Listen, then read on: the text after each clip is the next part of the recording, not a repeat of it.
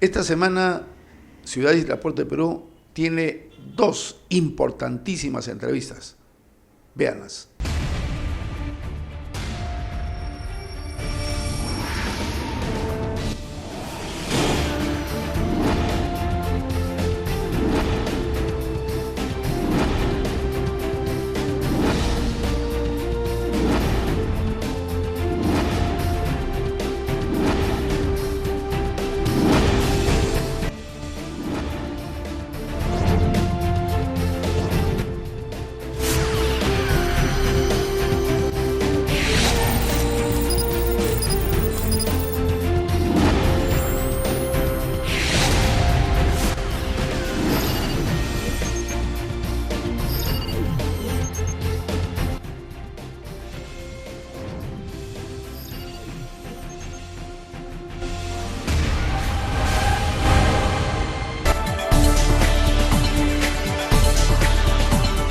A continuación, la experiencia vertida en conocimientos del doctor Lino de la Barrera Laca.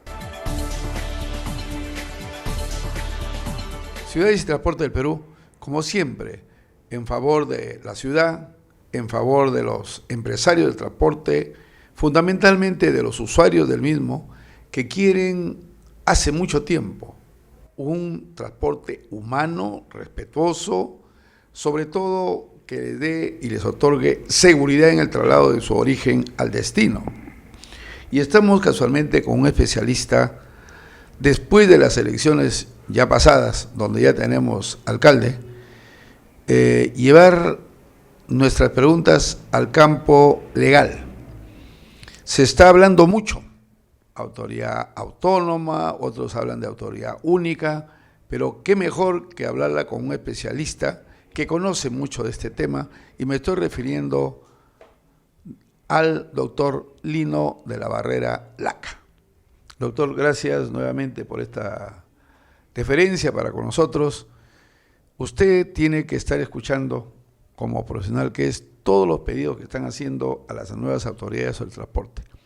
¿Usted cree que la forma en la cual encuentra el transporte urbano masivo y no masivo de pasajeros el nuevo alcalde es debido a la legislación existente o debido a razones políticas?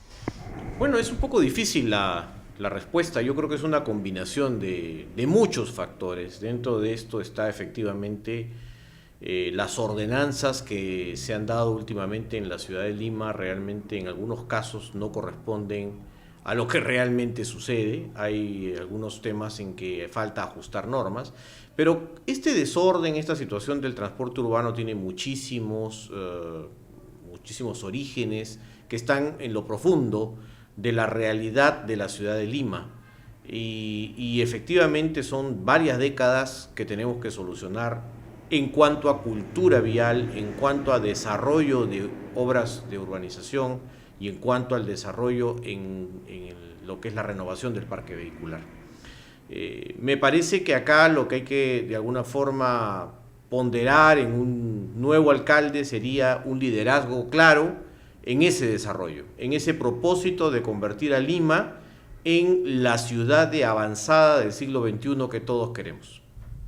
Doctor, ¿usted cree que hay muchos expertos, o quienes se llaman expertos, o se dicen expertos, que dicen que la única solución para Lima es la creación de una autoridad autónoma? ¿Cree usted que esa es la solución? Lo que pasa es que ese es el inicio de cualquier solución, ¿no? Lo que podemos solucionar con una autoridad única o autónoma o como se le quiera llamar es las discordancias que existen, que nos están haciendo ver que en un mismo ámbito territorial, porque Lima y Callao son una sola cosa, tenemos decisiones diferentes. Entonces Callao se maneja bajo un estándar, Lima se maneja bajo otro estándar. Entonces lo que podemos evitar es eso, uno. Dos, lo que podemos ganar es la sinergia de los presupuestos de inversión para convertir las obras de infraestructura en una especie de trabajo conjunto que permita que toda la metrópoli se beneficie. Y un tema importante es que no hay que olvidar que en el Callao está el primer puerto y el primer aeropuerto del Perú, pero Lima tiene el mayor flujo de pasajeros hacia esos lugares. Entonces, Yo creo que el empate tiene que ser perfecto. Ahora, para construir una autoridad autónoma hay dos formas. La primera es un proyecto de ley y echarnos a esperar a que el Congreso de la República lo apruebe. La segunda posibilidad es tocarle la puerta a los señores del Callao o el Callao tocarle la puerta a los señores de Lima, sentarse y establecer pactos de acuerdo para ejecutar el control, la fiscalización, la gestión y las obras de infraestructura. Es la segunda manera. Además, en el Perú existe una norma que permite la constitución de mancomunidades municipales, que es el escenario perfecto donde dos municipalidades se ponen de acuerdo para gestionar o desarrollar un proyecto específico. En este caso, el servicio de transporte en Lima y Callao. Esto lo que hace es que bajo esta norma se cree un directorio y ese directorio sea quien finalmente administre todo el transporte. Últimamente, por lo que acaba de decir, doctor, ya se está hablando que la única manera de que tengan tranquilidad los vecinos, que son los que han reclamado, ¿no es cierto?, frente al establecimiento de términos de media vuelta o paraderos, pretenden llevar el corredor hacia Barranco. Ahí viene una pregunta. Cuando usted licita, doctor, usted licita con unos parámetros técnicos y económicos. Después de comenzar o haber comenzado el servicio, ¿usted puede alargar itinerarios con lo cual cambian todos los parámetros con los cuales licité? Hay un dicho que dice que nunca hay lonche gratis. Evidentemente, si yo alargo el recorrido, le va a costar más a la ciudad. Y si le cuesta más a la ciudad, naturalmente el valor de pasaje no va a ser el mismo por el que yo me comprometí. Evidentemente, en este caso, habría una ruptura del equilibrio económico-financiero, porque como bien ha señalado, yo licité bajo ciertos parámetros. Estos parámetros eran, yo voy a recorrer un número X de kilómetros que me demandan una cantidad Z de combustible. Si esa cantidad X de kilómetros aumenta, la cantidad Z de combustible también aumenta. Y naturalmente alguien tiene que pagarlo. Y si alguien va a terminar siendo la ciudad, porque naturalmente el valor del pasaje está pensado en ese equilibrio entre X y Z. Y si esto cambia, tiene que cambiar el valor del pasaje, ¿no? Doctor, para finalizar, en este momento usted como un ciudadano, igualmente quien habla, vemos las largas colas que hay a través del corredor, ¿no es cierto? El pasaje gratis. Y a pesar de eso, el vehículo demora tiempo para recoger los pasajeros. Se dice que van a iniciar el servicio cobrando el chofer directamente al usuario. ¿Cree que esto va a mejorar el servicio o lo empeorará, ya que ahora al pagar también el usuario va a exigir más? Bueno, ahí hay dos situaciones que son bien interesantes. La primera es la contradicción, porque la Municipalidad de Lima en todo este tiempo ha venido pregonando que lo que está distorsionando la demanda es que el pasaje sea gratis. Y si lo que estaba distorsionando la demanda es eso, entonces ¿por qué lo prolongó hasta el 15 de octubre? No tiene ningún sentido. Un primer tema. Un segundo tema es que cuando uno analiza los contratos que se han suscrito, los pasajes de los alimentadores versus el principal son diferentes. Vale decir, yo tengo el alimentador 1 que va a cobrar una cantidad, el alimentador 2 otra cantidad, porque tiene mucho que ver con la cantidad de kilómetros que recorre. Ponte tú en un ejercicio. Es un chofer cobrador que está sentado en su unidad y sube el pasajero Gregorio Torres, que ha venido del alimentador número 1 con el boleto número A, que ha pagado una cantidad, que se supone que debe merecer un descuento por utilizar la tarifa integrada. Entonces el conductor tiene que darle el vuelto respecto del primer boleto frente al segundo, porque tú no vas a ir con la misma cantidad exacta para pagar. Luego viene el pasajero Lino de la Barrera, que viene del alimentador 2, y ese alimentador tiene un pasaje diferente, al cual también tiene que darle vuelto. Todo en un momento, porque el chofer va a estar sentado en la unidad y quiere avanzar, porque si no obstaculiza el tránsito. Entonces, esto, en esta etapa inicial donde se van a usar boletos, es decir, a la antigua, va a ser un dolor de cabeza. Un verdadero dolor de cabeza hasta que efectivamente no existe el sistema de las tarjetas que veo que ya se licitó y que veremos en funcionamiento, dicen que en julio del año que viene. Doctor, finalmente, ¿qué aconseja usted a la ciudad, en este caso en general, como le llaman al sufrido usuario del transporte público? ¿Usted visualiza que Lima gozará de un transporte ordenado, ¿en qué tiempo más o menos? Tenemos al frente tres grandes eventos que tenemos que afrontar como ciudad. Los Juegos Panamericanos el 2019, el Bicentenario de la Independencia el año 2021 y los 500 años de la Fundación de Lima el año 2035.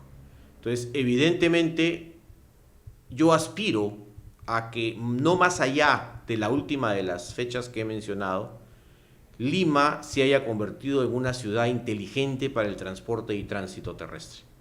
Vale decir que hoy las tendencias mundiales estén volcadas en las calles, que se promueva la bicicleta, que se promueva el caminar, que el transporte público eficiente reemplace al uso del automóvil. Nadie está en contra de que uno tenga un automóvil. El tema es optimizar su uso para que esto redunde en la limpieza del aire, en la no quema de combustibles inútil, en las mejoras económicas para todos los usuarios y en la mejora de los tiempos de viaje para todos. Creo que nuestra meta, coincidentemente con el plan de desarrollo metropolitano que se quiere hacer para el año 2035, debería ponernos como objetivo eso: un mejor uso del suelo, un mejor sistema de movilidad urbana, un mejor sistema de vida para que todos tengamos calidad en nuestro diario vivir. Ok, doctor, se le agradece y esperamos pues volvernos a encontrar y volver a una entrevista el 2035, doctor, para hablar de lo que usted vaticina. Gracias, doctor. Que sea así, que estemos con bien.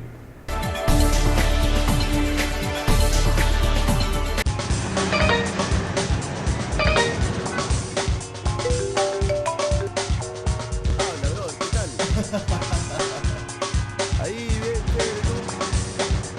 espere, aguanta. Enfoca tus sentidos cuando manejes. Que la tecnología no te distraiga. Cambiemos de actitud. Ministerio de Transportes y Comunicaciones. Perú. Progreso para todos. Vamos con la entrevista del ingeniero Manuel Chamorro. Ciudades y Transporte del Perú, nuevamente ya pasadas las elecciones, vamos a conversar con el amigo, con el técnico, un hombre experimentado, porque ahora hay que ser proactivo. Y voy a comenzar con una pregunta. Ingeniero, ¿usted cree que Lima tiene la infraestructura adecuada como para hacer un buen servicio masivo de transporte público?